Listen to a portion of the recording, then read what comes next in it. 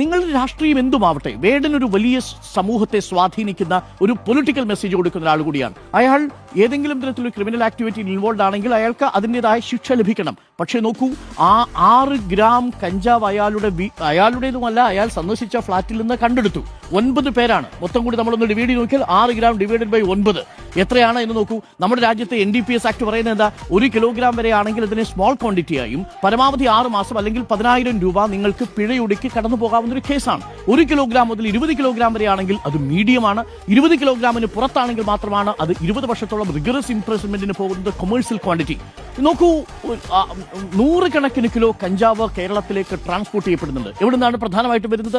ഒഡീഷയിൽ നിന്ന്, ആന്ധ്രാപ്രദേശിൽ നിന്ന്, തെലങ്കാനയിൽ നിന്ന്. അതേസമയം മെറ്റാഫിറ്റമിനും MDMA അടക്കമുള്ള മാരകമായ സിന്തറ്റിക് ഡ്രഗ്സ് വരുന്നത് എവിടെ നിന്നാണ്? ബംഗളൂരുവിൽ നിന്ന്, ഗോവയിൽ നിന്ന്.